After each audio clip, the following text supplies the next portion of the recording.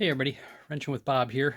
So I'm doing a tire change on the F850gs.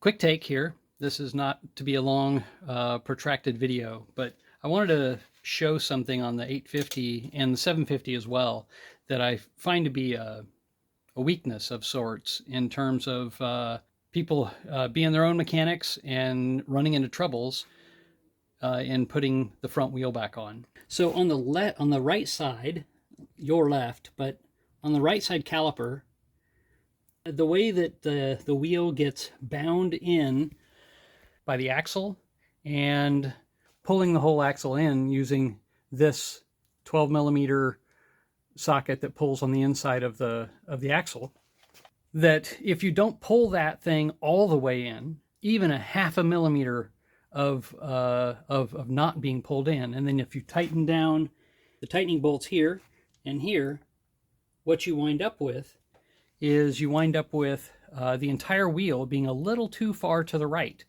And what that winds up doing, and I don't know if I'll get to demonstrate it today, but is it makes it so that the wheel actually drags on this area here.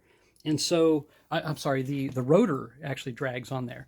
And so the wheel won't freely move. And it can be a bit of a panic, thinking, oh God, what have I done? And well, you got to correct it. But this is just to show you what is going wrong. And then basically all you do is you release the tension on these guys, retighten a bit more on the 12 millimeter. In fact, possibly even really torque it down if you can get it to do that without the whole shaft spinning. That's actually what I did with my wife's bike last weekend when I ran into this problem again. That basically I just tightened down the torque spec, and that pulls it all the way in, and then you tighten down the little these little bolts here. So I will show this again and take a quick photo of where the binding is, even if it doesn't happen, so that there's a little more visual to go with this. But that's basically the gist of it.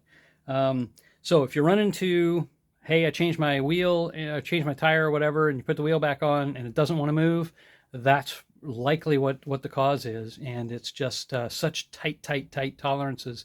There's only a millimeter to spare in there when it's done right. And so if it isn't quite done right, I mean, maybe it's not even a millimeter. And so it binds on there and the wheel isn't going to go. And if you try and force it, you're going to ruin your rotor. So there it is. All right, everybody. So, of course, this wheel went on just fine. Didn't give me a problem.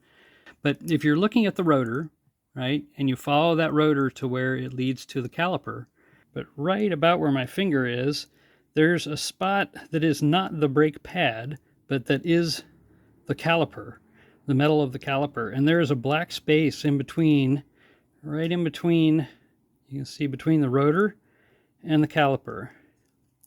And if the axle isn't pulling the wheel far enough that way, then that rotor will wind up being too far to the other direction, and that little black gap will not be there. And so you'll wind up with the rotor rubbing up against the caliper, and that's the trouble. So that's your quick take today. Enjoy your GS. And this does apply for 750 and 850 GSs, at least for the 2019 models, because that's what I've got. But I imagine that that's all the way until the 900 showed up this year. So there you go. Wrenching with Bob. Click on like, subscribe, all that stuff, like all the YouTubers tell you what to do.